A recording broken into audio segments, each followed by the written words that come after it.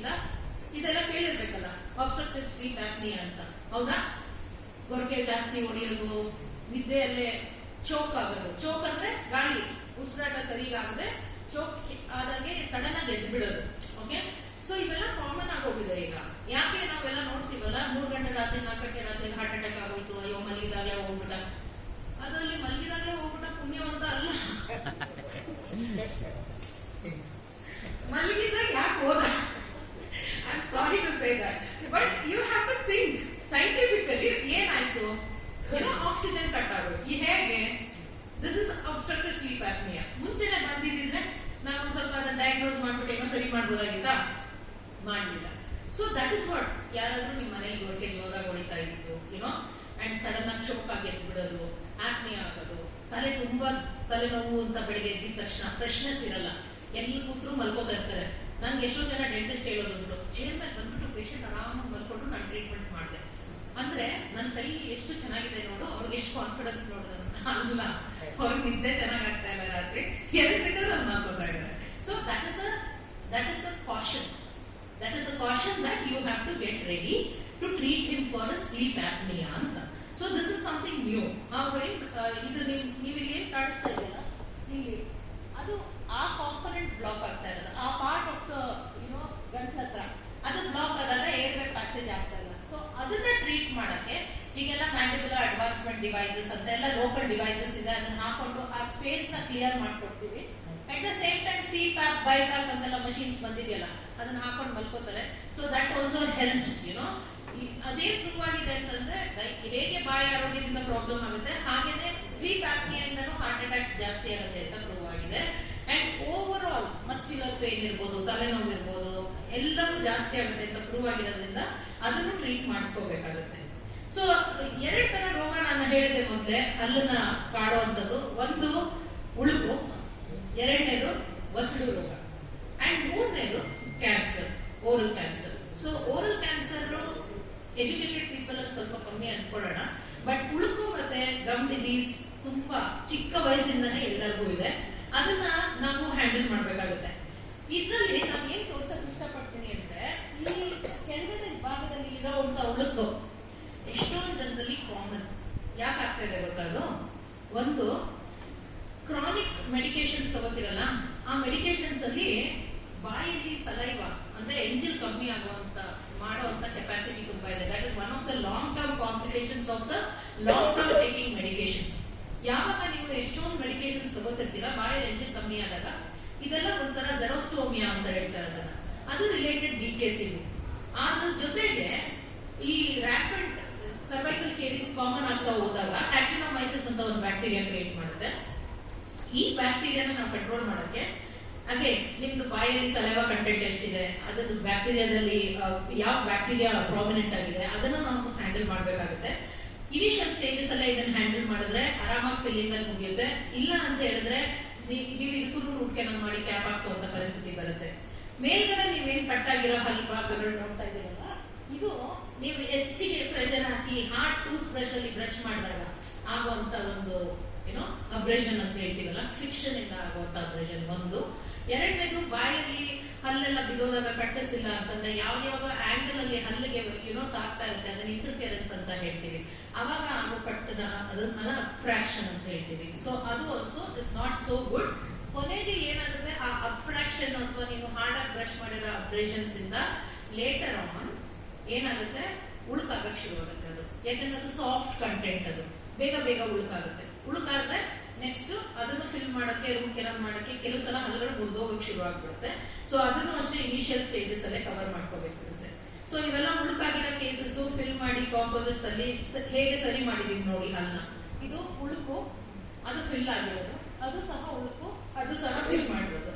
Composites ಅಲ್ಲೇ simple ಆಗಿ fill ಮಾಡ್ಕೋಬಹುದು, ಎಲ್ಲರಿಗೂ ಕ್ಯಾಪ್ ಹಾಕ್ಬೇಕಂತ ಇಲ್ಲ. ಇನಿಷಿಯಲ್ ಸ್ಟೇಜಸ್ ಅಲ್ಲಿ ಹೋದ್ರೆ ಫಿಲ್ಲಿಂಗ್ ಅಲ್ಲೇ ಮುಗಿಯುತ್ತೆ, ರೂಟ್ ಕೆನಾಲ್ ಮಾಡೋ ಅವಶ್ಯಕತೆನೂ ಇಲ್ಲ. ಸೊ ರೂಟ್ ಕೆನಾಲ್ ಟ್ರೀಟ್ಮೆಂಟ್ ಅಂದ್ರೆ ಗೊತ್ತಿದೆ ನಿಮ್ಗೆ, ಇನ್ಫೆಕ್ಷನ್ ಆಗಿರೋ ಹಲ್ಲುಗಳಲ್ಲಿ ಒಳಗಡೆ ಹೋಗಿ ನಾವು ಕ್ಲೀನಿಂಗ್ ಮಾಡ್ಬಿಟ್ಟು ಅದಕ್ಕೆ ಒಳಗಡೆಯಿಂದ ಫಿಲ್ ಮಾಡಿ ಮೇಲೆ ಕ್ಯಾಪ್ ಕೊಡೋದನ್ನೇ ರೂಟ್ ಕೆನಾಲ್ ಅನ್ನೋದು. ಸೊ ಉಳುಕು ಎಕ್ಸೆಸಿವ್ ಆಗಿ ಈ ಫಸ್ಟ್ ಲೇಯರ್ ಇದೆಯಲ್ಲ ಅದು ಇನಾಮಲ್, second layer dentine, third layer nerve. First 2 layers ಅಲ್ಲಿ ನಿಮ್ ಉಳುಕಾಗಿ ನೀವು ಅದೇ ಸ್ಟೇಜ್ ಅಲ್ಲಿ ಬಂದ್ಬಿಟ್ರೆ ಒಂದು ಫಿಲ್ಲಿಂಗ್ ಮಾಡ್ಬಿಟ್ಟು ಮುಗಿಸ್ಬಿಡ್ತೀವಿ. ಅದೇ ನರ್ವ್ ತನಕ ಹೋದ್ರೆ then you will have to go ahead and get a root canal treatment and ಅದು ಥರ್ಡ್ ಸ್ಟೇಜ್ ಬಂದಾಗ ಆ ಫೋರ್ತ್ ಸ್ಟೇಜ್ ಬಂದ್ರೆ ರೂಟ್ ಕೆನಾಲ್ ಸಹ ಸೇವ್ ಮಾಡಕ್ ಆಗಲ್ಲ, ಕೀಳಲೇಬೇಕಾದ ಪರಿಸ್ಥಿತಿ ಬರುತ್ತೆ. So go to the dentist at the earliest. So gum disease ಅಂತ ಬಂದಾಗ ನಾನು ಅದೇ ಹೇಳ್ತಾ ಇದ್ದೀನಿ, ಈ ಒಂದು ಹಲ್ಲನ್ನ ಸಪೋರ್ಟ್ ಮಾಡುವಂತ ಒಂದು ಕಾಂಪೊನೆಂಟ್ ಏನಿರುತ್ತೆ ಅದನ್ನ ಪೆರಿಯೋಡಾಂಟಲ್ ಲಿಗಮೆಂಟ್ ಅಂತ ಹೇಳ್ತೀವಿ. ಆ ಹಲ್ಲು ಪಕ್ಕದಲ್ಲಿರೋ ಲಿಗಮೆಂಟ್ ಆದ್ರೆ ಅದ್ರದ್ದು ಯುನೋ ಅದು ಯಾವ್ದು ಒಳಗೆ ಕೂತಿರುತ್ತಲ್ಲ ಅದು ಮೂಳೆ. That is very important. ಅಲ್ಲಿರೋ ಬೋನ್ ಅಂತ ಹೇಳ್ತೀವಿ. ಸೊ ಈ ಹಲ್ಲಿಗೆ ನಾನು ಹೇಳಿದ್ನಲ್ಲ ಪ್ಲಾಕ್ ಟಾರ್ಟರ್ ಸೇರ್ಕೊಂಡು, ನಾನು ಮೊದಲೇ ಎಕ್ಸ್ಪ್ಲೈನ್ ಮಾಡೋದಲ್ಲ, ಯೆಲ್ಲೋ ಕಲರ್ ಇದ್ರೆ ಅದನ್ನ ಕ್ಲೀನ್ ಮಾಡಿಸ್ಕೊಂಡು ಉಳಿಸ್ಕೊಂಡ್ಬಿಡಿ, ಇಲ್ಲ ಅಂತಂದ್ರೆ ಅದು ಹಸಿರು ಕಲರ್ ಆಗ್ತಾ ಇದ್ರೆ ಒಳಗಡೆ ಹೋಗ್ತಾ ಮೂಳೆ ಸರಿಸ್ತಾ ಇದೆ, ಜೊತೆಗೆ ಗಮ್ನು ಎಳ್ಕೊಂಡು ಹೋಗ್ತಾ ಇದೆ. ಸೊ ನಮ್ ಡೆಂಟಿಸ್ಟ್ರಿಯಲ್ಲಿ ಆ ಮೂಳೆ ಮತ್ತೆ ವಸಡು ಇದೆಯಲ್ಲ ಅದನ್ನ ಗಂಡ ಹೆಂಡ್ತಿರಂತೀವಿ. ಮೂಳೆ ಕೆಳಗೋದ್ರೆ ಗಮ್ಮು ಸಹ ಕೆಳಗೋಗುತ್ತೆ, ಗಮ್ ಮೇಲಿದ್ರೆ ಮೂಳೆ ಸಹ ಮೇಲಿರುತ್ತೆ. ಸೊ ನಾವು ಕ್ಲೀನಿಂಗ್ ಮಾಡಿದಾಗ ಅವೆರಡು ಬೆಳೆಯಕ್ಕೆ ಅನುಕೂಲ ಮಾಡ್ಕೊಡ್ತೀವಿ. ಸೊ ಅವೆರಡಕ್ಕೂ ಒಂದು you know there is a very good factor ಅದು ಸಾಫ್ಟ್ ಟಿಶ್ಯೂ ಅಂಡ್ ಹಾರ್ಡ್ ಟಿಶ್ಯೂಗೆ. So you have to be careful about taking care of that. ಅದಕ್ಕೆ ಕ್ಲೀನಿಂಗ್ ಮಾಡಿಸಿ ವರ್ಷಕ್ಕೊಂದ್ಸಲ ಅಂತ ಹೇಳೋದು. ವರ್ಷಕ್ಕೆ ಹೋಗಕ್ಕಾಗಲಿಲ್ಲ ಅಂದ್ರೆ ಪರವಾಗಿಲ್ಲ, ಅಟ್ಲೀಸ್ಟ್ 2 years ಆದ್ರೂ ಹೋಗಿ. ಈ ತರ ಇದ್ರೆ ಕ್ರಾನಿಕ್ ಇನ್ಫ್ಲಮೇಷನ್ ಕಂಡೀಷನ್ ಇದೆಲ್ಲ, ಇದನ್ನ ಕ್ರಾನಿಕ್ ಪೆರಿಯೋಡಾಂಟೈಟಿಸ್ ಅಂತ ಹೇಳ್ತೀವಿ. ಈ ತರ ಇದ್ದಾಗಲೇ ನಿಮ್ಗೆ ದೈಹಿಕ ಆರೋಗ್ಯ ಕೆಡ್ತಾ ಬರೋದು. ಅಂಡ್ ಇದನ್ನ ಕ್ಲೀನ್ ಮಾಡಿದಾಗ ನೋಡಿ ಎಷ್ಟು ಹೊಟ್ಟೋಗಿದೆ ಮೂಳೆ, ಹಾಗೆ ಸೌದೋಗಿರೋ ವಸ್ತುಗಳು ನೋಡಿ ಅಷ್ಟು ಮೂಳೆ ಸಪೋರ್ಟ್ ಹೊಟ್ಟೋಗಿದೆ. ಇವೆಲ್ಲ ಗ್ರೇಡ್ 3 ಮೊಬೈಲಿಟಿಗೆ ಬಂದ್ಬಿಡುತ್ತೆ. ಅವಾಗ ಏನೋ ಅದಾಗ್ತದೆ ಉದುರೋಗುತ್ತೆ, ಇಲ್ಲ ನಾವು ಕೀಳ್ಬೇಕಾದಂತ ಪರಿಸ್ಥಿತಿ ಬರುತ್ತೆ. ಸೊ ಇನಿಷಿಯಲ್ ಸ್ಟೇಜಸ್ ಅಲ್ಲಿ ಹೋಗಿ ನೋಡ್ಕೊಳ್ಳಿಲ್ಲ ಅಂತಂದ್ರೆ ಏನಾಗುತ್ತೆ ಅನ್ನೋದಕ್ಕೆ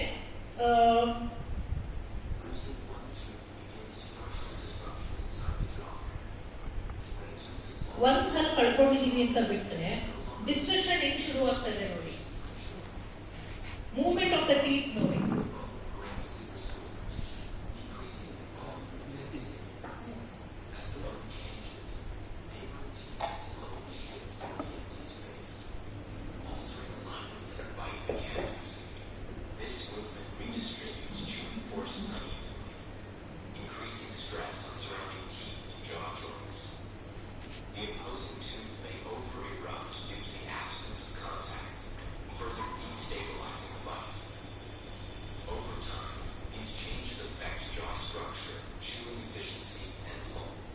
ಏನಾಯ್ತು, ಒಂದಲ್ಲಿ ಕಳ್ಕೊಂಡಿದ್ದಕ್ಕೆ ವಸಡು ಕರ್ಗೋಗಕ್ಕೆ ಶುರುವಾಯ್ತು, ಅಕ್ಕಪಕ್ಕದಲ್ಲಿ ಮೂವ್ ಆಗಕ್ಕೆ ಶುರುವಾಯ್ತು.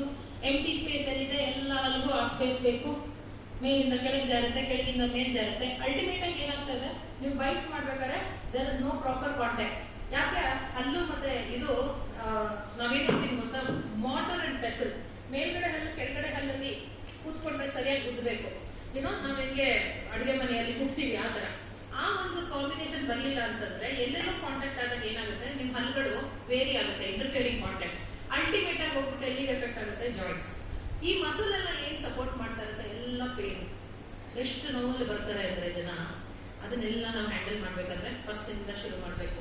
ಎಲ್ಲಿ ಡಿಸ್ಟರ್ಬೆನ್ಸ್ ಶುರು ಆಯ್ತಲ್ಲ, ಕ್ಲಿಪ್ ಟ್ರೀಟ್ಮೆಂಟ್ ಹಾಕಿ ಅದನ್ನೆಲ್ಲ ನೆಟ್ಟಲ್ ಮಾಡಿ ಸರಿ ಮಾಡಿ ಆಮೇಲೆ ಅದನ್ನ ರೀಪ್ಲೇಸ್ಮೆಂಟ್ ಮಾಡಿ ಒಂದು ಬೈಟ್ ಕೊಟ್ಟಾಗ then they feel better. So ಒಂದ್ ಹಲ್ಲು ಹೋಯ್ತು ಅಂತ ಬೇಜಾರ್ ಮಾಡ್ಕೋಬೇಕಾ, ಮಾಡ್ಕೊಳ್ಳಬೇಕು. ಯಾಕಂದ್ರೆ ಒಂದ್ ಹಲ್ಲಿಂದ ಇವೆಲ್ಲ ಆರ್ಚ್ ಡಿಸ್ಟೆಬಲೈಸ್ ಆಯ್ತು.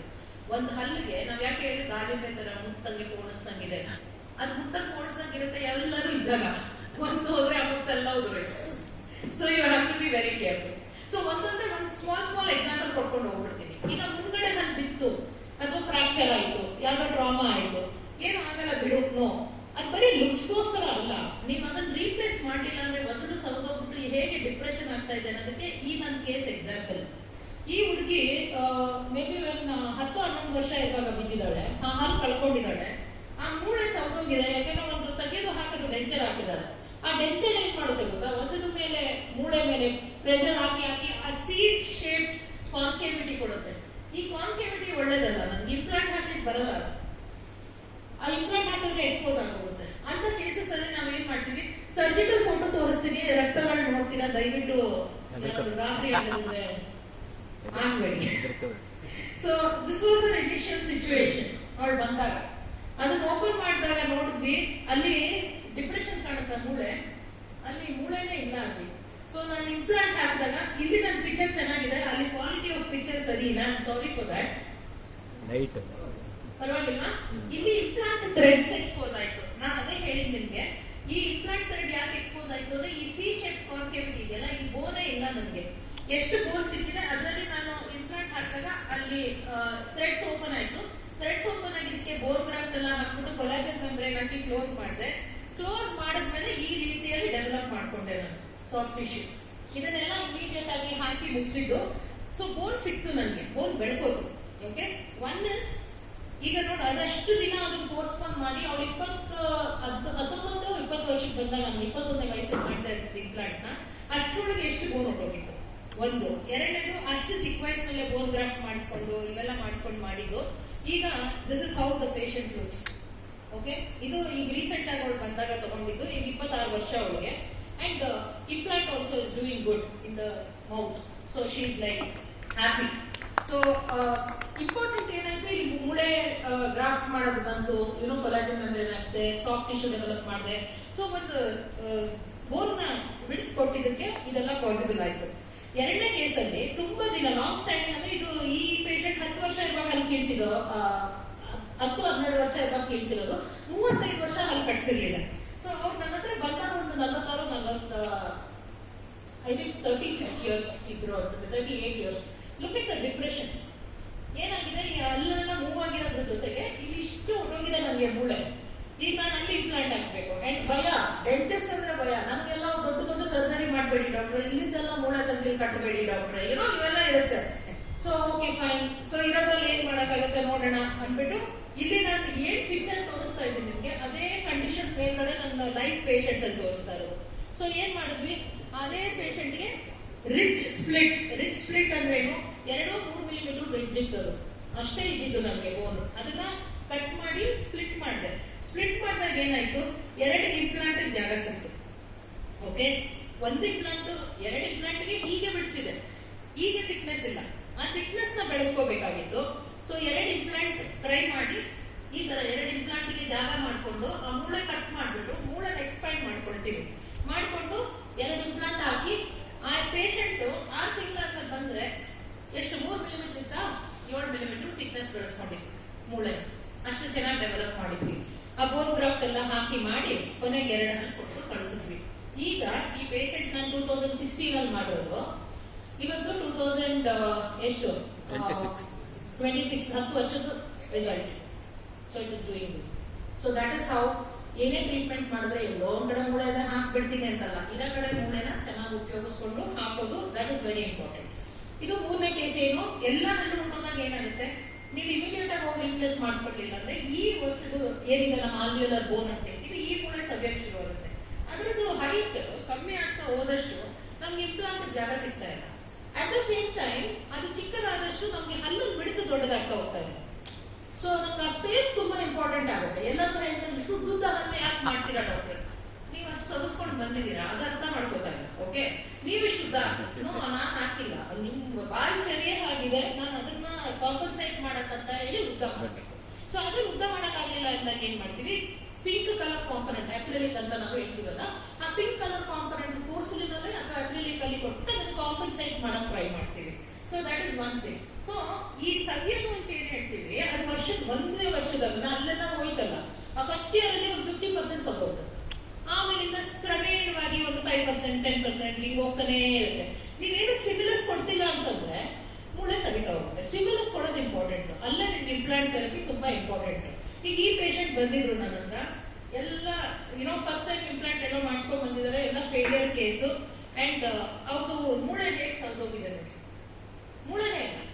ಮೂಳೆ ಬೇಕು, ನಾನು ಇಂಪ್ಲಾಂಟ್ ಹಾಕ್ಬೇಕು ಅಂದ್ರೂ ನಮ್ಗೆ ಮೂಳೆ ಇಲ್ಲ. ಸ್ವಲ್ಪ ಗ್ರಾಫ್ಟಿಂಗ್ ಎಲ್ಲ ಮಾಡ್ಬಿಟ್ಟು ಹೆಂಗೋ ಪ್ಲಾನ್ ಮಾಡಿ ಒಂದು 5 ಇಂಪ್ಲಾಂಟ್ ಹಾಕಿ, ಇದು ಇಮಿಡಿಯೇಟ್ ಲೋಡಿಂಗ್ ಅಂತ ಹೇಳ್ತೀವಿ. ಅಂದ್ರೆ ಅವತ್ತಿನ ದಿನನೇ ಸರ್ಜರಿ ಮಾಡಿ ಅವತ್ತೇ ಹಲ್ಲು ಕಟ್ಬಿಟ್ಟು ಕಳಿಸ್ಬಿಟ್ಟಿದ್ದೀನಿ ಈಗ ಈ ಪೇಷಂಟ್ಗೆ. ಯಾಕೆ 4 ಕಡೆ ಇರ್ತಲ್ವಾ. ಸೊ ಇದು ಇಂಪಾರ್ಟೆಂಟ್ ಏನು ಅಂತಂದ್ರೆ, ಈಗ ನಾನು ಇವತ್ತೇ ಇಂಪ್ಲಾಂಟ್ ಹಲ್ಲು ಕಟ್ತೀನಿ ಅಂದ್ರೆ ಎಲ್ಲ ಕೇಸ್ಗೂ ಆಗಲ್ಲ. 6ರಿಂದ 8 ಇಂಪ್ಲಾಂಟ್ ಅಥವಾ 5 ಇಂಪ್ಲಾಂಟ್ ಹಾಕಿ 2 ಕಡೆ ಇದ್ದು ಡೆಂಚರಿಂಗ್ ಬಂದು ಕೂತು ಕ್ರಾಸ್ ಆರ್ಚ್ ಸ್ಟೆಬಿಲೈಸೇಷನ್ ಅಂತಾರೆ. 2 ಕಡೆಯಿಂದ ಸ್ಟೇಬಲ್ ಆಗಿದ್ರೆ ಮಾತ್ರ ಅದನ್ನ ಇಮಿಡಿಯೇಟ್ ಲೋಡ್ ಮಾಡಬಹುದು. ಸಿಂಗಲ್ ಟೂತ್ ಗಳು ಅನ್ಲೆಸ್ ಅಂದ್ರೆ ಫ್ರಂಟ್ ಟೀತ್ ಆದ್ರೆ ಮಾತ್ರ ಇಮಿಡಿಯೇಟ್ ಲೋಡ್ ಮಾಡಬಹುದು. ಬ್ಯಾಕ್ ಟೀತ್ ಎಲ್ಲ ಇಮಿಡಿಯೇಟ್ ಲೋಡ್ ಮಾಡಕ್ಕಾಗಲ್ಲ, ಇಂಪ್ಲಾಂಟ್ ಫೇಲ್ ಆಗ್ಬಿಡುತ್ತೆ. ಬಾಂಬೆ ಮಾಡಿ ಕಳಿಸಿರೋ ಒಂದು ಪೇಷಂಟ್ 1ನೇ ತಿಂಗಳಾಗಿರೋದು, ಈಗಾಗಲೇ ಇಂಪ್ಲಾಂಟ್ ಎಲ್ಲ ಲೂಸ್ ಆಗಿದೆ. ಸೊ ಈಗ ಅದನ್ನೆಲ್ಲ ವಸ್ತು ಮಾಡ್ಬೇಕು ನಾನು. ಸೊ ಇಮಿಡಿಯೇಟ್ ಲೋಡಿಂಗ್ ಅಂದ್ರೆ ಖುಷಿಯಾಗಿ ಹೋಗ್ಬಿಟ್ಟು ಇವತ್ತೇ ಹಾಕ್ಬಿಡ್ತಾರೆ. No, there is reason why ಅದು ಮಾಡಬೇಕು. Case selection important. Are you a fit candidate, ಯಾವ ತರ ಟ್ರೀಟ್ಮೆಂಟ್ ಕೊಡ್ತಾ ಇದೀವಿ ಅದೆಲ್ಲ ಯೋಚನೆ ಮಾಡಿ ಮಾಡ್ದಾಗ ಮಾತ್ರ ಇಮಿಡಿಯೇಟ್ ಲೋಡಿಂಗ್. ಇಲ್ಲಿ ಎಷ್ಟು ಸೌದಿತ್ತು ಮೂಳೆ ಅಂದ್ರೆ ಇಷ್ಟು ಪಾರ್ಟ್ ನಾನು ಪಿಕ್ ಅಲ್ಲಿ ಕಾಂಪನ್ಸೇಟ್ ಮಾಡಬೇಕಾಗಿತ್ತು. That is very important. So ಈ ತರ 5 ಇಂಪ್ಲಾಂಟ್ ಹಾಕ್ಬಿಟ್ಟು ಆ 5 ಇಂಪ್ಲಾಂಟ್ ಗೆ ಸಪೋರ್ಟ್ ಮಾಡಿದ್ವಿ. ಸೊ ಇದ್ರಲ್ಲಿ ಇನ್ನೊಂದೇನು, ಒಂದಲ್ಲಿದ್ರೆ ಒಂದ್ ಇಂಪ್ಲಾಂಟ್ ಹಾಕ್ಬೇಕಾ? ಇಲ್ಲ. ಫುಲ್ ಹಲ್ಲೆ ಇಲ್ಲದೆ ಇರೋರ್ನ ಇಡೆನ್ಸಿಲಸ್ ಅಂತ ನಾವೇನ್ ಹೇಳ್ತೀವಿ, 4 ಇಂಪ್ಲಾಂಟ್ ಮೇಲೆ 5 ಇಂಪ್ಲಾಂಟ್ ಮೇಲೆ 6 ಇಂಪ್ಲಾಂಟ್ ಮೇಲೆ 8 ಇಂಪ್ಲಾಂಟ್ ಮೇಲೆ ಬ್ಯಾಲೆನ್ಸ್ ಮಾಡ್ಕೊಂಡು ಹೋಗ್ಬೋದು. ಸೊ ಒಂದಲ್ಲಿ ಒಂದು ಇಂಪ್ಲಾಂಟ್ ಅಂದ್ರೆ 14 ಇಂಪ್ಲಾಂಟ್ ಬೇಕು, ನಾಟ್ ರಿಕ್ವೈರ್ಡ್. 4ರಿಂದ 10 ತನಕ ವಿ ಕ್ಯಾನ್ ಡಿಸೈಡ್ ನಿಮ್ ಮೂಳೆ ಎಷ್ಟಿದೆ, ನಿಮ್ ವಯಸ್ಸು ಎಷ್ಟು, ನೀವು ತಿನ್ನುವಂತ ಪದಾರ್ಥಗಳೇನು, ಆಪೋಸಿಟ್ ನ್ಯಾಚುರಲ್ ಟೀತ್ ಇದೆಯೋ ಆರ್ಟಿಫಿಷಿಯಲ್ ಟೀತ್ ಅದು ಹೊರಟೋಗಿದೆ, ನಾನು ಅದನ್ನು ರಿಪ್ಲೇಸ್ ಮಾಡ್ಬೇಕಾ? ಸೋ ಮೆನಿ ಫ್ಯಾಕ್ಟರ್ಸ್ ನ ಕನ್ಸಿಡರ್ ಮಾಡ್ಬಿಟ್ಟು ಎಷ್ಟು ಇಂಪ್ಲಾಂಟ್ ಬೇಕು, ಹೇಗೆ ಡಿಸ್ಟ್ರಿಬ್ಯೂಟ್ ಮಾಡ್ಬೇಕು ಅನ್ನೋದ್ರ ಡಿಸಿಷನ್ ತಗೋಬೇಕು. ಸೊ ಇದೇ ಪೇಷಂಟ್ ಅದು ಈಗ ಮೊನ್ನೆ ತೆಗೆದಿರೋ ಪಿಕ್ಚರ್ ಇದು 2026 ಅಲ್ಲಿ. So she is doing good. ಇದು ಪರ್ಮನೆಂಟ್ ಆಗಿ ನಾನು ಕೊಟ್ಟಿರೋದು. This is how it is. So ಇದು ಹೊಸ ಡೆನ್ಚರ್.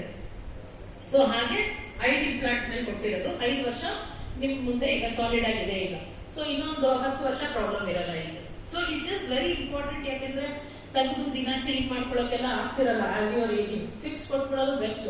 ಫಿಕ್ಸ್ ಮಾಡಕ್ಕೆ ನಿಮ್ ಮೂಳೆ ಇದ್ರೆ ಯು ಆರ್ ಲಕ್ಕಿ. ಕೆಲವು ಸಲ ಏನಾಗುತ್ತೆ, ರೊಕ್ಕ ಇದ್ರೆ ಮೂಳೆ ಇಲ್ಲ, ಮೂಳೆ ಇದ್ರೆ ರೊಕ್ಕ ಇಲ್ಲ, ಎರಡು ಇದ್ದವ್ರಿಗೆ ಎಲ್ಲವೂ ಇದ್ದು ಬರುವಂತ ಪೇಷಂಟ್ ತುಂಬಾ ಕಮ್ಮಿ. But we can balance all the act. ಈಗ ಅದನ್ನೆಲ್ಲ ಪ್ಲಾನ್ ಮಾಡ್ಬೋದು. ಸೊ ಈಗ ಹಲ್ ಕಿತ್ತಿದೆ ಅಂದ ತಕ್ಷಣ ಟ್ರೀಟ್ಮೆಂಟ್ ಆಪ್ಷನ್ ಏನೇನಿದೆ? ಒಂದ್ ಹಲ್ ಮಿಸ್ ಆದ್ರೆ, 2 ಹಲ್ ಮಿಸ್ ಆದ್ರೆ, ಎಲ್ಲಾ ಹಲ್ಲು ಮಿಸ್ ಆದ್ರೆ ನಾನು 3 ಕೇಸ್ ತೋರಿಸಿದೀನಿ. ಬ್ರಿಡ್ಜ್ಗಳು ಕೊಡ್ಬೋದು, ಆಯ್ತಾ? ಅಕ್ಕಪಕ್ಕದ ಹಲ್ ಗಟ್ಟಿ ಇದ್ದು ಚೆನ್ನಾಗಿದೆ. ಬಟ್ ಈಗಿನ ಕಾಲದಲ್ಲಿ ಬ್ರಿಡ್ಜ್ ಕೊಡೋದು ಏನಾಗಿದೆ ಗೊತ್ತಾ? ಇಟ್ ಇಸ್ ಕಾಲ್ಡ್ ಅ ಸಿನ್. ಸಿನ್ ಯಾಕೆ? ನ್ಯಾಚುರಲ್ ಟೀತ್ ನ ಟ್ರಿಮ್ ಮಾಡಿ ಕೊರ್ದು 2 ಒಳ್ಳೆ ಟ್ರೀಟ್ ನ ಹಾರ್ಡ್ ಮಾಡಿ ನೀವು ಕ್ಯಾಪ್ ಹಾಕೋದು ಎಂತ ಸಮಂಜಸ ಅಂತ ಹೇಳಿ. ಅಂದ್ರೆ ಈಗ ಒಳ್ಳೆ ಟೀತ್ ನ ಕೊರೋದು ಅಂತಂದ್ರೆ ಅದು ಈಗ ನೇಚರ್ ಅಗೇನ್ಸ್ಟ್ ಹೋದಂಗೆ. ಸೊ ಇಂಪ್ಲಾಂಟ್ ಯಾವಾಗ ಕಂಡಿಡಿದಿರ್ಲಿಲ್ಲ ಅಲ್ಲಿ ತನಕ this was a good treatment. ಅದು ಬಿಟ್ಟರೆ ಬೇರೆ ಟ್ರೀಟ್ಮೆಂಟ್ ಏನಿಲ್ಲ. ಬ್ರಿಡ್ಜ್ ವಾಸ್ ಹೇಳಿ ಕೇಳಿ ಮಾಡಿಸಿ ಟ್ರೀಟ್ಮೆಂಟ್. ಬಟ್ ಈಗ ಇಂಪ್ಲಾಂಟ್ ಬಂದಿದೆಯಲ್ಲ, ಮತ್ತೆ ಯಾಕೆ ನ್ಯಾಚುರಲ್ ಟೀತ್ ನ ಕೊಯ್ತೀರಾ? ಈಗ 2 ಹಲ್ಲು ಮಧ್ಯೆ ಒಂದು ಮಿಸ್ಸಿಂಗ್ ಇದ್ರೆ ಬರೀ ಒಂದು ಇಂಪ್ಲಾಂಟ್ ಅಂತ ಮುಗಿಸ್ಬಿಡೋಣ. ಅಕ್ಕಪಕ್ಕದ ನ್ಯಾಚುರಲ್ ಟೀತ್ ನ ಸೇವ್ ಮಾಡಿದೀವಲ್ಲ, that is a good thing. ಅದು ಎಥಿಕಲ್ ಡೆಂಟಿಸ್ಟ್ರಿ ಅಂತ. ಈಗ ಫಾರಿನ್ ಕಂಟ್ರೀಸ್ ಅಲ್ಲೆಲ್ಲ ಬ್ರಿಡ್ಜ್ ಮಾಡಿದ್ದಾರೆ ಅಂತಂದ್ರೆ they will not accept it. So ಆ ತರ. ಸೊ ಹಾಗಾಗಿ implants is a big thing. So bridge ಮಾಡಿದ್ರೆ ಜೀವ ಪೂರ್ತಿ ಇರುತ್ತಾ? ಇಲ್ಲ. ಅಲ್ಲಿ ಉಳುಕಾಗುತ್ತೆ, ಅದಕ್ಕೂ ಪ್ರಾಬ್ಲಮ್ ಆಗುತ್ತೆ. ಅದು ಫೋರ್ಸ್ ತಡೆಯಕ್ಕೆ ಕೆಪಾಸಿಟಿ ಇರಲ್ಲ. ಬ್ರಿಡ್ಜ್ ಎಲ್ಲ ಫೇಲ್ ಆಗೋ ಚಾನ್ಸಸ್ ಇರುತ್ತೆ. ಇಂಪ್ಲಾಂಟ್ ಫೇಲ್ ಆಗಲ್ವಾ? ಅದು ಫೇಲ್ ಆಗುತ್ತೆ. ನಿಮ್ ಬೈಟ್ ಫೋರ್ಸ್ ಹೇಗಿದೆ, ನಿಮ್ ಮೂಳೆ ಹೇಗಿದೆ, ನಿಮ್ ರೋಗಗಳ ಕಂಡೀಷನ್ಸ್ ಹೇಗಿದೆ, ಅದರ ಪ್ರಕಾರ ಇಂಪ್ಲಾಂಟ್ ಫೇಲ್ ಆಗುತ್ತೆ. ಬಟ್ ಒಂದೇ ಅಡ್ವಾಂಟೇಜ್ ಏನು, ಆ ಇಂಪ್ಲಾಂಟ್ ಹೋಯ್ತಾ ಅಟ್ಲೀಸ್ಟ್ ಮೂಳೆ ಸರಿ ಮಾಡಿ ಇನ್ನೊಂದು ಇಂಪ್ಲಾಂಟ್ ಹಾಕ್ಬೋದು. ನ್ಯಾಚುರಲ್ ಟೀತ್ ಹೋದ್ರೆ 3 ಟೀತ್ ಹೋಯ್ತು. ಸೊ 3 ಇಂಪ್ಲಾಂಟ್ ಬಂತು. ಅಂಡ್ ನ್ಯಾಚುರಲ್ ಟೀತ್ ವಾಪಸ್ ಬರುತ್ತಾ? ಇಲ್ಲ. So that is why natural teeth ಆದಷ್ಟು ಸೇವ್ ಮಾಡಿಕೊಂಡು ಪಾಸಿಬಲ್ ಅಲ್ಲಿ ಇಂಪ್ಲಾಂಟ್ ನ ಹಾಕಿ ರಿಪ್ಲೇಸ್ ಮಾಡೋದು is another important treatment. So ಏನ್ ಮಾಡುತ್ತೆ ಡೆಂಟಲ್ ಇಂಪ್ಲಾಂಟ್ಸ್? ಫೇಶಿಯಲ್ ಸ್ಟ್ರಕ್ಚರ್ ನ ಪ್ರಿಸರ್ವ್ ಮಾಡುತ್ತೆ, ನಿಮ್ಗೆ ಲುಕ್ಸ್ ಕೊಡೋದ್ರ ಜೊತೆಗೆ ಫಂಕ್ಷನಬಿಲಿಟಿ ಚೆನ್ನಾಗಿದೆ. ಈಗ ಡೆಂಚರ್ ಹಾಕೊಂಡು ಅಗ್ಯೋ ಪೇಷಂಟ್ಗೆ ಫೋರ್ಸ್ ಜಾಸ್ತಿ ಇರಲ್ಲ. 126 ಪೌಂಡ್ಸ್ ಇಂಪ್ಲಾಂಟ್ ಹಾಕೊಂಡಾಗೆ ಅವ್ರಿಗೆ ಅಪ್ರಾಕ್ಸಿಮೇಟ್ಲಿ 800 ಪೌಂಡ್ಸ್. ನ್ಯಾಚುರಲ್ ಟೀತ್ ಅದು ಅಷ್ಟೇ ಕೊಡುತ್ತೆ, 800 ಇಂದ 1200 ಪೌಂಡ್ಸ್ ಗಟ್ಟಿ ಆಗಿದ್ರೆ. ಸೊ ಅಷ್ಟು ಲೆವೆಲ್ಗೆ ಇಂಪ್ಲಾಂಟ್ ಚೆನ್ನಾಗಿ ಕೊಡುತ್ತೆ. ಕೆಲವು ಹುಡುಗರು ಏನ್ ಮಾಡ್ತಾರೆ, ಒಂದೇ ಒಂದು ಇಂಪ್ಲಾಂಟ್ ಹಾಕಿಸ್ಕೊಂಡು, ಈಗ ಹೊಸ ಪ್ಯಾಡ್ ಅದು ಓಪನರ್ ಹಾಕೊಂಡು ಬಾಟ್ಲ್ ಓಪನ್ ಮಾಡ್ತಾರೆ, ಇಂಪ್ಲಾಂಟ್ ಹಾಕ್ತಾರೆ. ಯಾಕೆಂದ್ರೆ ಅದಕ್ಕೆ ಸೆನ್ಸೇಷನ್ ಇಲ್ಲ. ಅಲ್ಲಿಗೆ ಸೆನ್ಸೇಷನ್ ಇದೆ. ನೀವು ಕಡ್ದಿದ ತಕ್ಷಣ ಗೊತ್ತಾಗುತ್ತೆ, ಬ್ರೈನ್ ಒಂದು ಸಿಗ್ನಲ್ ಹೋಯ್ತು, ಏನೋ ಕಳೀತು, ಈಗ ಗಟ್ಟಿ ಬಂತು ಬಾಯಲ್ಲಿ ಅಂತ. ಇಂಪ್ಲಾಂಟ್ ಗೊತ್ತಾಗಲ್ಲ. ಇಂಪ್ಲಾಂಟ್ ಕಲ್ಲಾಗಿ ಏನಾಗಿ ಏನು ಗೊತ್ತಾಗಲ್ಲ. ಅದಕ್ಕೆ ಅದು ಫೇಲ್ ಆಗೋದು. Okay. So it's a life long solution. But at the same time ಅದು ಕ್ವಾಲಿಟಿ ಆಫ್ ಲೈಫ್ ಇಂಪ್ರೂವ್ ಮಾಡುತ್ತೆ. ಈಗ ಯಾವುದೇ ಆಗಲಿ ನ್ಯೂರೋಲಾಜಿಕಲ್ ಡಿಸಾರ್ಡರ್ ಇರೋ ಕಂಡೀಷನ್, ಪಾರ್ಕಿನ್ಸನ್ಸ್ ಇರ್ಬೋದು, ಏನೇ ಇರ್ಬೋದು, ಅವರು ಡೆಂಚರ್ ಹಾಕೋದು ಡೇಂಜರ್. ಅವ್ರಿಗೆ ತೆಗೆದು ಹಾಕೋದು ಮಾಡಕ್ ಬರಲ್ಲ, ಕೈ ಎಲ್ಲಾಡ್ತಾ ಇರುತ್ತೆ, ಏನೋ ಕ್ಲೀನ್ ಮಾಡಕ್ ಆಗಲ್ಲ. ಇನ್ನೊಂದು fixed retention is the best option for them. So again disease condition ಅಲ್ಲಿ ಕೆಲವರಿಗೆ ಫಿಕ್ಸ್ಡ್ ಕೊಟ್ಟರೆ ತುಂಬಾ ಅನುಕೂಲ ಆಗೋದುಂಟು. ಅದನ್ನು ನೋಡಿ ಮಾಡಿ ಕೊಡಬೇಕು. ಸೊ ಇದೊಂದು ಪೇಷಂಟ್ 40 ವರ್ಷಕ್ಕೇನೆ, 40 ಅಲ್ಲ, 35 ವರ್ಷ ಗಮ್ ಡಿಸೀಸ್ ಇಂದ ಸಫರ್ ಆಗಿ ಮುಂದ್ಗಡೆ 4 ಕಳ್ಕೊಂಡ್ಬಿಟ್ರು. ಈ 30-35 ವರ್ಷಕ್ಕೆಲ್ಲ ಕಳ್ಕೊಂಡ್ಬಿಟ್ರೆ ಎಷ್ಟು ಬೇಜಾರಾಗುತ್ತಲ್ಲ. ಸೊ ಈಗ ಈ ಪೇಷಂಟ್ ಜರ್ಮನಿಯಿಂದ ಬಂದಿದ್ದು, recent x-ray, almost around 12 years follow ಚೆನ್ನಾಗಿ ಮಾಡ್ತಾ ಇದ್ದಾರೆ ಈಗ. ಅಂಡ್ ಈಗ ಹೇಳ್ಕೊಟ್ಟಿದ್ದೀನಿ ಹೇಗೆ ಅಲ್ಲಿ ಮೇಂಟೈನ್ ಮಾಡ್ಬೇಕಂತ. ಇರೋದು ಸ್ಟೇಬಲ್ ಆಗಿದೆ, ಇನ್ನು ಮೂಳೆ ಸವಿತಾ ಇದೆ. So that's one good thing. Maintenance ಅದೇ ಅಗೇನ್ ಪೇಷಂಟ್ಸ್ ಚೆನ್ನಾಗಿ ಮೇಂಟೈನ್ ಮಾಡ್ಬಿಟ್ರೆ ಹಲ್ಗಳು ಎಷ್ಟು ಚೆನ್ನಾಗಿರುತ್ತೆ ಅನ್ನೋದು. ಸೊ ಇದು ಇನ್ನೊಂದು ಕೇಸು, ನಾನು ಅದೇ ಹೇಳಿದ್ದು ಇಮಿಡಿಯೇಟ್ ಲೋಡಿಂಗ್ ಅಂತ ಇಲ್ಲಿ ಮಾಡಿದ್ದೆ. ಫ್ರಾಕ್ಚರ್ ಮಾಡ್ಕೊಂಡು ಬಂದಿದ್ರು, ಅದನ್ನ ಕಿತ್ತೆ ಇಮಿಡಿಯೇಟ್ ಆಗಿ ಇಂಪ್ಲಾಂಟ್ ಹಾಕ್ಬಿಟ್ಟು ಹಲ್ಲು ಕಟ್ಬಿಟ್ಟು ಕಳಿಸ್ಬಿಟ್ಟೆ. ಸೊ ಫಸ್ಟ್ ಬಂದಿಂದಲೇ ಅವ್ರಿಗೆ ಹಲ್ಲು ಹಾಕ್ದಂಗಾಯ್ತು. ಇನ್ನು ಎಲ್ಲಾ ಟೀಕು ಮಿಸ್ ಆದ್ರೆ ನಾನು ಅದೇ ಹೇಳಿದ್ದು 4 ಇಂಪ್ಲಾಂಟ್ ಹಾಕೊಂಡು ಮುಗಿಸ್ಬೋದು. ಇನ್ನೊಂದು ಟ್ರೀಟ್ಮೆಂಟ್ ಆಪ್ಷನ್ ಏನು ಅಂದ್ರೆ ಓವರ್ ಡೆಂಚರ್ ಅಂತ. ಈ ಪೇಷಂಟ್ ಅಲ್ಲಿ ಮೇಲ್ಗಡೆ ಸುಮಾರಾಗಿತ್ತು ಮೂಳೆ, ಇಂಪ್ಲಾಂಟ್ ಆಗೋಷ್ಟು ಚೆನ್ನಾಗಿಲ್ಲ. ಸೊ ನಾರ್ಮಲ್ ಆಗಿ ಒಂದು ಡೆಂಚರ್ ಕೊಟ್ಟೆ ಇವ್ರಿಗೆ ಮೇಲ್ಗಡೆ ಭಾಗ. ಕೆಳಗಡೆ ಭಾಗದಲ್ಲಿ 3 ಇಂಪ್ಲಾಂಟ್ ಹಾಕ್ಬಿಟ್ಟು ರಿಟೈನ್ ಮಾಡಿದೆ. ಯಾಕಂದ್ರೆ ಮೂಳೆ ತುಂಬಾ ಸೌದೋಗಿತ್ತು. ಅಟ್ಲೀಸ್ಟ್ 3 ಇಂಪ್ಲಾಂಟ್ ಹಾಕಿದ್ರೆ ಆ ಬಟನ್ ತರ ಒತ್ಕೊಳ್ಳುತ್ತೆ. ಸೊ ಆ ಡೆಂಚರ್ ಒಳಗೆ ಬಟನ್ ಇರುತ್ತೆ, ಆ ಇಂಪ್ಲಾಂಟ್ಸ್ ಮೇಲೆ ಬಟನ್ಸ್ ಇರುತ್ತೆ, ಅದನ್ನ ಲೊಕೇಟರ್ ಅಂತ ಹೇಳ್ತೀವಿ. ಈ ಡೆಂಚರ್ ಹೋಗ್ಬಿಟ್ಟು ಏನಾಗುತ್ತೆ, ಆ ಲೊಕೇಟರ್ ಮೇಲೆ ಗುಂಡಿಗಳು ಕೂತ್ಕೊಳ್ಳುತ್ತಲ್ಲ, ಬಟನ್ಸ್ ಆ ತರ ಕೂತ್ಕೊಳ್ಳುತ್ತೆ. ಸೊ ಇದನ್ನ ಓವರ್ ಡೆಂಚರ್ ಅಂತ ಹೇಳ್ತೀವಿ, implant treated over denture. So ಅದನ್ನು ಅಷ್ಟೇ 3 ಇಂಪ್ಲಾಂಟ್, 2 ಇಂಪ್ಲಾಂಟ್, 4 ಇಂಪ್ಲಾಂಟ್ ಹಾಕಿ ಓವರ್ ಡೆಂಚರ್ ಗಳು ಸಹ ಮಾಡಬಹುದು. ಬಟ್ ಅದ್ರಲ್ಲಿ ಏನಂತಂದ್ರೆ ತೆಗೆದು ಹಾಕೋದು, ಮಾಡೋದು, ಕ್ಲೀನ್ ಮಾಡೋದು ಅವೆಲ್ಲ ಮಾಡ್ಬೇಕು. ಸೊ ನೋಡಿ ಮಾಡಿ ಕೊಡ್ಬೇಕಾಗುತ್ತೆ. ಇನ್ ಫಿಕ್ಸ್ಡ್ ಅಂತಂದ್ರೆ ನಾನು ಹೇಳಿದ್ನಲ್ಲ 4 ರಿಂದ 10 ಇಂಪ್ಲಾಂಟ್ ಫಿಕ್ಸ್ಡ್ ಕೊಡ್ಬೋದು. ಆ ಫಿಕ್ಸ್ಡ್ ಇಂಪ್ಲಾಂಟ್ ಅಲ್ಲಿ ಏನಾಗುತ್ತೆ, ಬಾಯ್ ಒಳಗೆ ಇರುತ್ತೆ, ಅದು ಪೇಷಂಟ್ ಅಂತ ತೆಗಿಯಕ್ಕಾಗಲ್ಲ. ನಾರ್ಮಲ್ ಹಲ್ಲಿಗೆ ಹೇಗೆ ಬ್ರಷ್ ಮಾಡಿ ಮೇಂಟೈನ್ ಮಾಡ್ತಾರೆ ಆ ತರ ಮಾಡೋದು. ಅದ್ರಲ್ಲೂ ಅಷ್ಟೇ, ಬರೀ ಹಲ್ಲಿನ ಭಾಗ ಕಳೆದಿದ್ಯೋ, ಹಲ್ಲು ಮೇಲೆ ಒಂದ್ ಸ್ವಲ್ಪ ಹೊಸಡು ಭಾಗ ಹೋಗಿದ್ಯಾ ಅಥವಾ ಹೊಸಡು ಜಾಸ್ತಿ ಹೋಗಿದ್ಯಾ, ಅವೆಲ್ಲ ಲೆಕ್ಕ ಹಾಕೊಂಡು ಅದ್ರ ಪ್ರಕಾರ ಡೆಂಚರ್ ಕೊಡ್ತೀವಿ. ಓಕೆ, ಅದರಲ್ಲಿ ನಾರ್ಮಲ್ FP1 ಅಂದ್ರೆ ಏನು, ಬರೀ ಹಲ್ಲು ಭಾಗ ರೀಪ್ಲೇಸ್ ಮಾಡುತ್ತೆ. FP2 ಅಂದ್ರೆ ಸ್ವಲ್ಪ ಹೊಸಡು ಭಾಗ, ಆ ಹಲ್ಲುಗಳು ಸ್ವಲ್ಪ ಉದ್ದಾಗೆ ಕಾಣುತ್ತೆ. FP3 ಅಂದ್ರೆ ಡೆಂಚರ್ ಆಲ್ಮೋಸ್ಟ್ ಅದೇ ತರ ಕಾಣುತ್ತೆ, ಅದನ್ನ ಹೈಬ್ರಿಡ್ ಅಂತ ಹೇಳ್ತೀವಿ. ಅಂದ್ರೆ ಹಲ್ಲಿನ ಭಾಗನೂ ಇರುತ್ತೆ, ಹೊಸಡು ಭಾಗನೂ ಇರುತ್ತೆ. ಸೊ ಅದನ್ನ ಹೈಬ್ರಿಡ್ ಅಂತ ಕರೆಯೋದು. ಸೊ ಇದೊಂದು ಪೇಷಂಟ್, ಇವ್ರು ಪಾರ್ಕಿನ್ಸನ್ಸ್ ಪೇಷಂಟ್. ಇವ್ರು ಹೇಗಿದ್ರು ಅಂದ್ರೆ ನೋಡಿ ಮೇಂಟೈನ್ ಮಾಡಕ್ ಆಗಲ್ಲ, ಬಾಯಿ ಎಷ್ಟು ಉಳುಕಾಗಿ ಎಲ್ಲಾದ್ರೂ ಕುರಿತಾ ಇದೆ, ಅಂತ ಹೊಡಿತಾರೆ, ಆ ಮಾಡ್ಲಿಕ್ಕೆ ಆಗಲ್ಲ. ಸೊ ಇವ್ರಿಗೆ ಫಿಕ್ಸ್ ಕೊಡ್ಲೇಬೇಕಾಗಿತ್ತು. ಸೊ ಇವ್ರಿಗೆ ಪ್ಲಾನಿಂಗ್ ಹೆಂಗ್ ಮಾಡಿದ್ವಿ ಅಂದ್ರೆ, ಈಗೆಲ್ಲ ಆಂತರಿಕ ವ್ಯವಸ್ಥೆಗಳು ಸ್ಟೆಂಟ್ ಅಂತ ಮಾಡ್ಬಿಟ್ಟು ಸ್ಟೆಂಟ್ ಮಾಡಿ ಇಂಪ್ಲಾಂಟ್ ಹಾಕ್ತಿವಿ. ಸೊ ಇಷ್ಟು ಇಂಪ್ಲಾಂಟ್ ಹಾಕಿದ್ದು ಅವ್ರಿಗೆ 1, 2, 3, 4, 5, 6. ಸೊ ಇದನ್ನ ಡಿಸ್ಟ್ರಿಬ್ಯೂಟ್ ಮಾಡಿ ಅವರು ಡೆಂಚರ್ ಕೊಟ್ಟಿದ್ರು. ಈಗ ಇವರು ಆ ಡೆಂಚರ್ ಅಲ್ಲಿ ಹಾಕೊಂಡು she is able to chew everything. ಕೆಳಗಡೆನೂ ಅಷ್ಟೇ, ಇದು ನ್ಯಾಚುರಲ್ ಟೀತ್ ಒಂದು 5 ಇತ್ತು, ಅದು ಗಟ್ಟಿ ಇತ್ತು, ಉಳಿಸ್ಬಿಟ್ಟು ಅದಕ್ಕೆ ಅಟ್ಯಾಚ್ಮೆಂಟ್ ಕೊಟ್ಬಿಟ್ಟು ಆ ಡೆಂಚರ್ ಫಿಕ್ಸ್ ಮಾಡ್ಬಿಟ್ಟಿದೀವಿ, ಅದು ಅಳ್ಳಾಡಲ್ಲ. ಸೊ ಫಿಕ್ಸ್ಡ್ ರಿಮೂವಬಲ್ ಡೆಂಚರ್ ಅಂತ ಹೇಳ್ತೀವಿ. ಆತರ ಮಾಡಿರೋದಕ್ಕೆ ಈಗ ನೋಡಿ ಈಗ ಬಂದಿದ್ದು ಅಲ್ಲಿ ಕೊಟ್ಟಿದೀವಿ. ಈಗ ಚೂರಿಗೆಲ್ಲ ಚೆನ್ನಾಗಿದೆ, ಆರೋಗ್ಯನೂ ಇಂಪ್ರೂವ್ ಆಗ್ತಾ ಇದೆ. ಸೊ ತುಂಬಾ ಪಾರ್ಕಿನ್ಸನ್ಸ್ ಹೈ ಇರೋರಿಗೆ ಇವೆಲ್ಲ ಪ್ರಾಬ್ಲಮ್ ಆಗುತ್ತೆ. ಈಗ ಬರೀ ಇಂಪ್ಲಾಂಟೇನ ಟ್ರೀಟ್ಮೆಂಟ್ ಆಪ್ಷನ್, 1, 2 ಹಲ್ಲಿದ್ರೆ ಮತ್ತೆ ಅವೆಲ್ಲ ಕ್ಲೀನ್ಸೇ ಮಾಡಿಸ್ಬೇಕಾ, ಅದಿಲ್ಲ. 3 ಹಲ್ಲಿದ್ದು ತುಂಬಾ ಗಟ್ಟಿಯಾಗಿದ್ದು ಚೆನ್ನಾಗಿದೆ ಅಂದ್ರೆ ಆ ಹಲ್ಲಿನ ಸಪೋರ್ಟ್ ಅಲ್ಲೇ ನಾವು ಟ್ರೀಟ್ಮೆಂಟ್ ಸಹ ಕೊಡ್ಬೋದು. ಈಗ ಈ ಪೇಷಂಟ್ ತುಂಬಾ ವಯಸ್ಸಾದವರು, ಎಲ್ಲ ಮುಗ್ದೋಗಿದೆ ಹಲ್ಲುಗಳು ನೀವು ನೋಡಿದ್ರೆ ಆದಷ್ಟು, ಅಂಡ್ ಇವೆಲ್ಲ ಅಳ್ಳಾಡ್ತಾ ಇದೆ. ಎಷ್ಟೊಂದು ಹಲ್ಲು ಉಳಿಸಕ್ಕೆ ಆಗ್ತಿರ್ಲಿಲ್ಲ ಈ ಪೇಷಂಟ್ ಅಲ್ಲಿ, ಅಷ್ಟು ವಯಸ್ಸಾಗೋಗಿತ್ತು. 3 ಹಲ್ಲು ತುಂಬಾ ಚೆನ್ನಾಗಿ ಗಟ್ಟಿ ಇದ್ವು, ಇವು ಮೂಳೆ ಸಪೋರ್ಟ್ ಚೆನ್ನಾಗಿತ್ತು. ಸೊ ಅಂತವ್ರಿಗೆ ಏನ್ ಮಾಡಿದ್ವಿ, ಟೂತ್ ಸಪೋರ್ಟೆಡ್ ಓವರ್ ಡೆಂಚರ್ ಅಂದ್ರೆ ಆ ಹಲ್ಲನ್ನ ರೂಟ್ ಕೆನಾಲ್ ಟ್ರೀಟ್ಮೆಂಟ್ ಮಾಡ್ಬಿಟ್ಟು ಅದಕ್ಕೆ ಅಟ್ಯಾಚ್ಮೆಂಟ್ ಹಾಕ್ತಿವಿ, ಬಾಲ್ ಅಂಡ್ ಸಾಕೆಟ್ ತರ ಅಟ್ಯಾಚ್ಮೆಂಟ್ಸ್ ಇವು, ಅದನ್ನ ಹಲ್ಲಿಗೆ ಫಿಕ್ಸ್ ಮಾಡ್ಬಿಟ್ಟು ಆ ಡೆಂಚರ್ ಒಳಗಿರೋ ಬಟನ್ ಹೋಗ್ಬಿಟ್ಟು ಹಾಲ್ಗಳ ಮೇಲೆ ಕೂತ್ಕೊಳ್ಳುತ್ತೆ. ಸೊ ಇದು tooth supported over denture. And ಇದು ಆಲ್ಮೋಸ್ಟ್ ಒಂದು 20 ವರ್ಷ ಬಂತು ಪೇಷಂಟ್ಗೆ. ಸೊ ಎಷ್ಟು ಚೆನ್ನಾಗಿ ಈಸ್ ವಾರ್ಮಿಂಗ್. ಏನ್ ಮಾಡ್ಬೋದು ಅಂತಂದ್ರೆ ಒಳಗಡೆ ಸಿಲಿಕಾನ್ ಏನ್ ಬಟನ್ಸ್ ಇರುತ್ತೆ ಅದನ್ನ ಚೇಂಜ್ ಮಾಡುವಂತ ಪರಿಸ್ಥಿತಿ ಬರುತ್ತೆ ಒಮ್ಮೆ ಆದ್ರೂ. ಆಮೇಲೆ ಡೆಂಚರ್ ಸೌದೋಗಿದ್ರೆ ಅದನ್ನ ಚೇಂಜ್ ಮಾಡಿ ಹೊಸ ಡೆಂಚರ್ ಕೊಡ್ಬೋದು. ಬಟ್ ಹಲ್ಲು ಗಟ್ಟಿಯಾಗಿ ಹಂಗೆ ಉಳಿಯುತ್ತೆ ಕೆಲವರಿಗೆ. So this is follow up ಆಗಿದ್ದು ರೂಟ್ ಕೆನಾಲ್ ಎಲ್ಲ ಸಕ್ಸಸ್ಫುಲ್ ಆಗಿರುವಂತ ಕೇಸು. 40 ವರ್ಷಕ್ಕೆ ಬಂದಿದ್ದ ಪೇಷಂಟ್ ಇದು.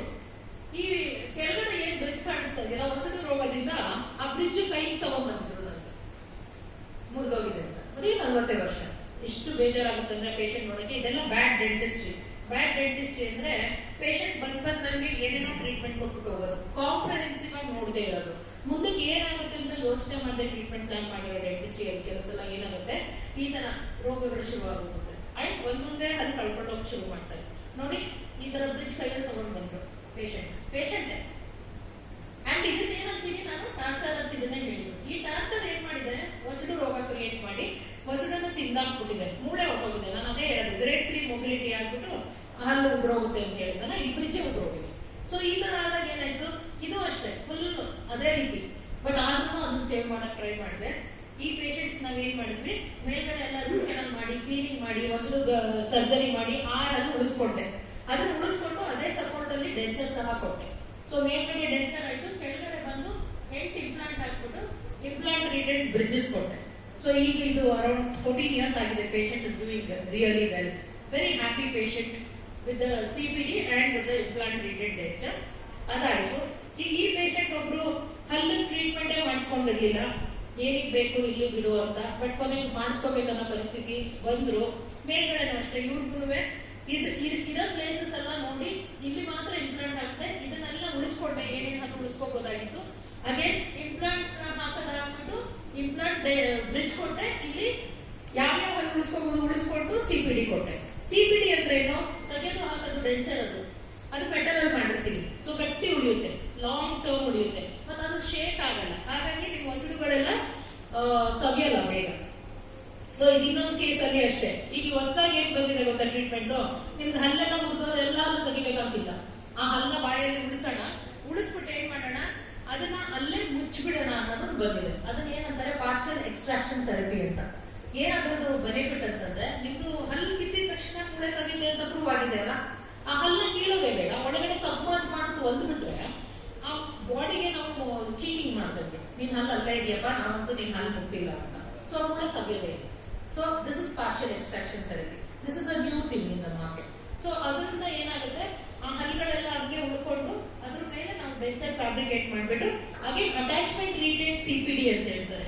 ಪಾರ್ಷಿಯಲ್ ಡೆಂಚರ್ಗೆ ಈ ಕ್ಯಾಪ್ ಮೇಲೆ ಅಟ್ಯಾಚ್ಮೆಂಟ್ ಹಾಕಿದ್ರೆ ಈ CPD ನ ತಗೊಂಡೋಗಿ ಅದ್ರ ಮೇಲೆ ಹುಕ್ ಮಾಡೋದು. Beautiful treatment. ನಿಮ್ ಸ್ವಂತ ಹಲ್ಲು ಉಳಿತು, ಒಂದು ಅಟ್ಯಾಚ್ಮೆಂಟ್ ನಿಮ್ ಡೆಂಚರ್ ಉಳಿಸ್ತು. ಬಟ್ ಈ ಸಾಕೆಟ್ ಇದೇನ್ ಮಾಡುತ್ತೆ ಗೊತ್ತಾ, ಆ ಅಟ್ಯಾಚ್ಮೆಂಟ್ ಮತ್ತೆ ಸಿಲಿಕಾನ್ ಪ್ರೆಷರ್ ಜಾಸ್ತಿ ಬೀಳದೆ ಇರೋದು ನೋಡ್ಕೊಂಡು ಸ್ಟ್ರೆಸ್ ಡಿಸ್ಟ್ರಿಬ್ಯೂಟರ್ ತರ ಆಕ್ಟ್ ಮಾಡುತ್ತೆ. So this is the final picture of the dentures of the mouth. ಮತ್ತೆ ಅದ್ರ ಜೊತೆಗೆ ಕೆಲವ್ರಿಗೆ ಏನ್ ಬರ್ತಾರೆ, ಅಲ್ಲೆಲ್ಲ ಸೋಸ್ಕೊಂಡು ಬಂದ್ಬಿಟ್ಟು ಎಲ್ಲ ಹಲ್ಲು ಜುಮ್ ಅಂತ ಇರುತ್ತೆ. ಆಗಲ್ಲ ಡಾಕ್ಟರ್, ನನ್ನ ಕೈಲಿ ನೀರ್ ಕುಡಿಯೋಕ್ಕೂ ಆಗ್ತಾ ಇಲ್ಲ, ಐಸ್ ಕ್ರೀಮ್ ತಿನ್ನೋದಂತೂ ದೂರದ ವಿಷಯ. ಈ ತರ ಎಲ್ಲ ಹಲ್ಲು ಸೋದೋಗಿದ್ರೆ ಏನ್ ಮಾಡೋದು, ಎಲ್ಲ ಕೀಳ್ಬೇಕಾ, ಅವಶ್ಯಕತೆ ಇಲ್ಲ. ಎಲ್ಲದಕ್ಕೂ ರೂಟ್ ಕೆನಾಲ್ ಮಾಡ್ಬೇಕಾ, ಅವಶ್ಯಕತೆ ಇಲ್ಲ. ಅದನ್ನ ಫುಲ್ ಮೌತ್ ರಿಹ್ಯಾಬ್ ಅಥವಾ ಅಕ್ಲೂಸಲ್ ರಿಹ್ಯಾಬ್ ಅಂತ ಮಾಡಿ ಅವ್ರಿಗೆ ಫುಲ್ ಮೌತ್ ಕ್ಯಾಪಿಂಗ್ ಕೊಡ್ಬೋದು. ಎಲ್ಲೆಲ್ಲಿ ಹಲ್ಲು ತುಂಬಾ ಸೌದೋಗಿದೆ ಕ್ಯಾಪಿಂಗ್ ಕೊಟ್ಬಿಟ್ಟು ಮತ್ತೆ ಎಸ್ಟಾಬ್ಲಿಷ್ ಮಾಡ್ಬಿಟ್ಟು ಅವ್ರಿಗೆ ಫುಲ್ ಮೌತ್ ರಿಹ್ಯಾಬಿಲಿಟೇಷನ್ ಮಾಡಿ. ಈಗ ಹೆಂಗ್ ಇಲ್ಲಿತ್ತು ನೋಡಿ, ಕೊಲಾಪ್ಸ್ ಆಗೋಗಿತ್ತು ಆ ಪೇಷಂಟ್ ಬೈಟ್. ಇದು this was again Young patient of 40 years. ಅಷ್ಟೊಂದು ಸವಿಸ್ಕೊಂಡ್ಬಿಟ್ಟಿದ್ದಾರೆ. ಯಾಕೆ ಹಲ್ಲು ಸವಿತು, ಕಡಿಯೋ ಅಭ್ಯಾಸ, ಅದನ್ನ ಕ್ಲೆಂಚಿಂಗ್ ಅಂತೀವಿ. ಮತ್ತೆ ಕೆಲವರು ಸಿಟ್ಟು ಬಂದಾಗ ಕಡಿಯೋ ಅಭ್ಯಾಸ, ಕೆಲವರು ಜಿಮ್ ಮಾಡುವಾಗ ಭಾರ ಎತ್ತುವಾಗ ಕಡಿಯೋ ಅಭ್ಯಾಸ, ಕೆಲವರಿಗೆ ನಿದ್ದೆಯಲ್ಲಿ ಉಸಿರಾಟಕ್ಕೆ ತೊಂದರೆ ಆಯ್ತಾ, ಬ್ರಕ್ಸಿಸಮ್, ಅದೊಂದು ಅಭ್ಯಾಸ. ಸೊ ಇವೆಲ್ಲ ಬಂದು ಏನಾಗುತ್ತೆ, ಹಲ್ಲನ್ನ ಸವಿಸುತ್ತೆ. ಆವಾಗ ಫುಲ್ ಮೌತ್ ಕ್ಯಾಪ್ ಕೊಟ್ಬಿಟ್ಟು ರೇಸ್ ಮಾಡ್ಕೋತೀವಿ ಬೈಟ್ ನ. ಸೊ ಅದು ಒಂದಾಯ್ತು. ಈಗ ಹೊಸದಾಗಿ ಏನ್ ಟ್ರೀಟ್ಮೆಂಟ್ ಆಗಿದೆ, ಹಲ್ಲು ಕಿತ್ತಿದಂತ ಇಂಪ್ಲಾಂಟ್ ಹಾಕ್ಬೋದ ಡಾಕ್ಟ್ರೆ, ಆಗಲ್ಲ.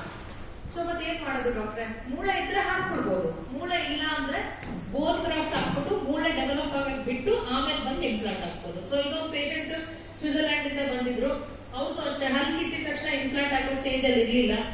ಮೂಳೆ ಹಾಕಿ ಕಳಿಸ್ಬಿಟ್ಟು ವಾಪಸ್ ಕಳಿಸಿ ಒಂದೇ ಒಂದು ಸಿಂಗಲ್, ಇದನ್ನ ಸಾಕೆಟ್ ಪ್ರಿಸರ್ವೇಷನ್ ಟೆಕ್ನಿಕ್ ಅಂತ ಹೇಳ್ತೀವಿ. ಸೊ ಇಂಪ್ಲಾಂಟ್ ಹಾಕಿ ಅದನ್ನ ಮುಗಿಸ್ಕೊಟ್ವಿ. ಸೊ ಪೇಷಂಟ್ ಎರಡು ಕಡೆ ಇಂಪ್ಲಾಂಟ್ ಹಾಕಿ ಮುಗಿಸಿದ್ದು. ಸೊ ಇಲ್ಲೊಂದು ಇಂಪ್ಲಾಂಟ್ ಇದೆ, ಇಲ್ಲೊಂದು ಇಂಪ್ಲಾಂಟ್ ಇದೆ. ಸ್ವಿಟ್ಜರ್ಲ್ಯಾಂಡ್ ಅಲ್ಲಿ ಅಪಾಯಿಂಟ್ಮೆಂಟ್ ಸಿಕ್ಕಿಲ್ಲ. ಇಲ್ಲಿ ಬಂದಿದ ತಕ್ಷಣ ನಾವು 2 ಟ್ರಿಪ್ಸ್ ಅಲ್ಲಿ ಅವರು ಇಂಪ್ಲಾಂಟ್ ಟ್ರೀಟ್ಮೆಂಟ್ ಮುಗಿಸ್ಬಿಟ್ಟು ಕಳಿಸ್ಕೊಟ್ವಿ. ಸೊ ಇದನ್ನೇ ನಾನು ಹೇಳೋದು, ಇಮಿಡಿಯೇಟ್ ಇಂಪ್ಲಾಂಟೇಶನ್ ಅಂದ್ರೆ ಹಲ್ಲು ಕಿತ್ತಿದ ದಿನನೇ ಹಾಕ್ಬೋದು. ಯಾಕೆ ಹಾಕಕ್ಕಾಯ್ತು, ಈ ಮೂಳೆ ಗಟ್ಟಿ ಇತ್ತು, ಚಲೋ ಇತ್ತು, ಸೊ ಹಾಕ್ಬಿಟ್ಟೆ. ಫಸ್ಟ್ ಕೇಸ್ ಅಲ್ಲಿ ಮೂಳೆ ಇರ್ಲಿಲ್ಲ, ಬೋನ್ ಗ್ರಾಫ್ಟ್ ಹಾಕಿ ಕಳಿಸಿದೆ. ಸೊ ಇದು ಇಂಪಾರ್ಟೆಂಟ್ ಆಗುತ್ತೆ.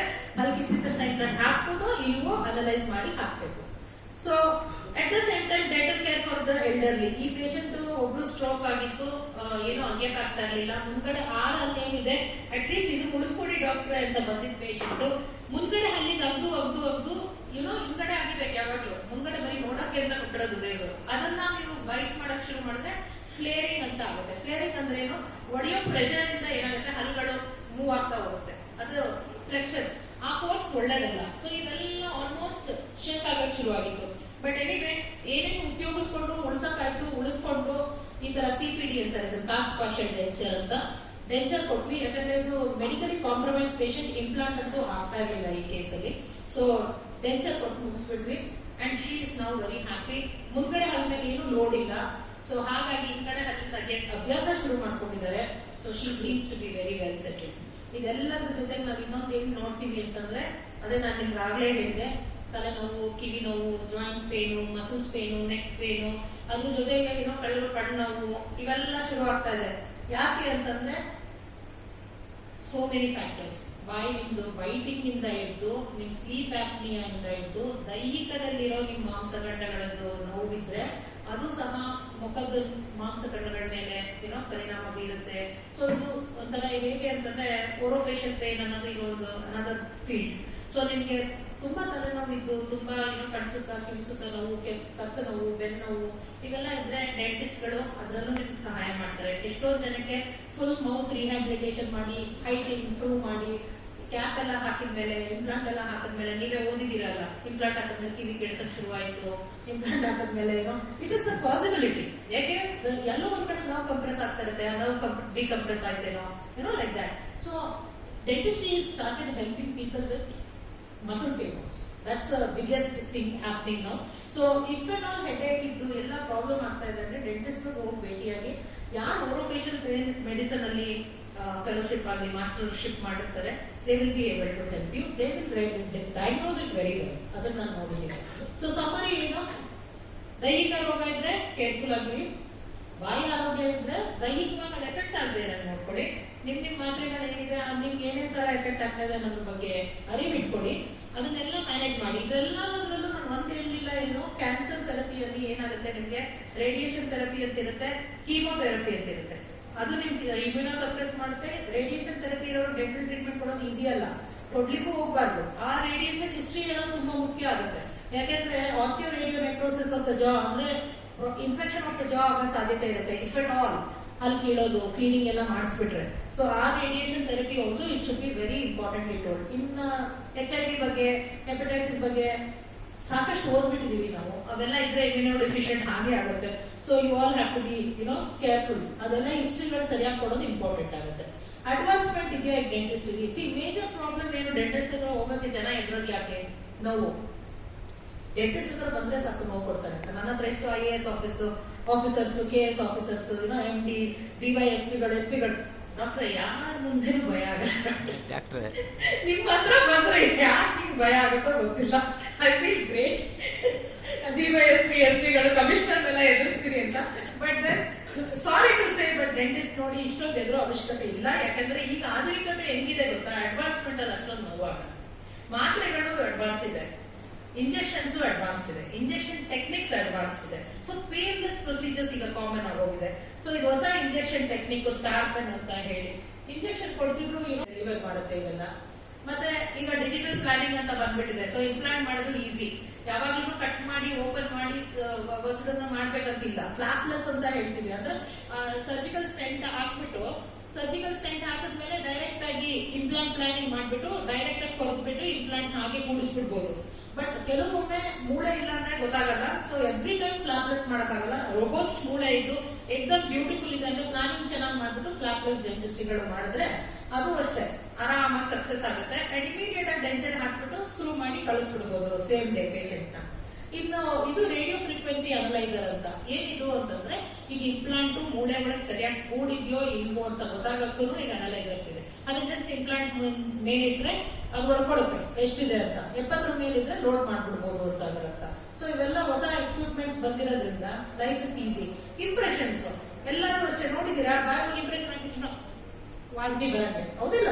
ಆ ಟ್ರೇ ಹಾಕ್ಬಿಟ್ಟು ಇಂಪ್ರೆಷನ್ ಮಾಡಿ ಮಾಡುವಾಗ ಗಲೀಜ್ ಕೆಲಸಗಳು. ಈಗ ಅದು ಇಲ್ಲ. ಇದು ನೋಡಿದ್ರೆ ನಿಮ್ಗೆ ಅನ್ಸುತ್ತೆ ಈಗ ಪೇಷಂಟ್ ಬಾಯ್ ಒಳಗೆ ಹಾಕ್ಬಿಟ್ಟು ಅದಕ್ಕೆ ವಾಂತಿ ಬರಕ್ ಆಗ್ತದೆ, ಬಿಡಕ್ಕಾಗಲ್ಲ, 2 ನಿಮಿಷ ಸೆಟ್ ಆಗ್ಬೇಕು, ಕಾಯ್ಬೇಕು. ಈಗೆಲ್ಲ ಹ್ಯಾಸಲ್ ಫ್ರೀ. ಯಾಕೆ? ಈಗೆಲ್ಲ ಸ್ಕ್ಯಾನರ್ ಅಂತ ಬಂದ್ಬಿಟ್ಟಿದೆ. ಆರಾಮ್. ಈಗ ಯಾರ್ಯಾರು ಗ್ಯಾಗ್ ರಿಫ್ಲೆಕ್ಸ್ ಇತ್ತು, ಬಾಯ್ ಒಳಗೆ ಕೈ ಹಾಕಿದಷ್ಟು ವಾಂತಿ ಮಾಡುವಂತ ರಿಫ್ಲೆಕ್ಸಸ್ ಇರುತ್ತೆ ಕೆಲವರಿಗೆ, ಆರಾಮಾಗಿ ಸ್ಕ್ಯಾನಿಂಗ್ ಮಾಡ್ಬಿಟ್ಟು ಆ ತರ ಸ್ಕ್ಯಾನ್ ಬಂದ್ಬಿಡುತ್ತೆ. ಈಗ ನಾವೇನು ಇಂಪ್ರೆಷನ್ ತಗೊಳಂಗಿಲ್ಲ, ಫೋರ್ ಮಾಡಂಗಿಲ್ಲ, ಲ್ಯಾಬ್ ಕಳ್ಸಂಗಿಲ್ಲ, ಡೈರೆಕ್ಟ್ ಆಗಿ ಕಂಪ್ಯೂಟರ್ ಮೂಲಕ ಲ್ಯಾಬ್ ಹೋಯ್ತು. ಸೊ ಎಷ್ಟೊಂದು ಆಧುನಿಕತೆ ಬಂದಿದೆ. ಇವತ್ತು ರೋಬೋಟ್ಸ್ ಬರ್ತಾ ಇದೆ ಡೆಂಟಿಸ್ಟ್ರಿಯಲ್ಲಿ. ರೋಬೋಟೇ ಬಂದ್ಬಿಟ್ಟು ಇಂಪ್ಲಾಂಟ್ ಆಗ್ತಾ ಇದೆ. ನಾವು ಬರೀ ಕೂತ್ಕೊಂಡು ಬರೀ ಕೈ ಆಡಿಸ್ಬಿಟ್ಟು ಇಂಪ್ಲಾಂಟ್ ಹಾಕ್ಸೋದು. ಸೊ ಇಷ್ಟೆಲ್ಲ ಅಡ್ವಾನ್ಸ್ಮೆಂಟ್ ಇರುವಾಗ ನಾವು ಅದ್ರದ್ದು ಫಾಯ್ದಾ ತಗೋಬೇಕು. ಅಂದ್ರೆ we have to take advantage of that. Prevention ಯಾವಾಗ್ಲೂ ಬೆಟರ್. ಸೊ ಮನೆಯಲ್ಲೂ ಅಷ್ಟೇ ಮಕ್ಕಳಿದ್ರೆ ಆದಷ್ಟು ಬೇಗ ಶುರು ಮಾಡ್ಕೊಡಿ ಅವ್ರದ್ದು ಟ್ರೀಟ್ಮೆಂಟ್.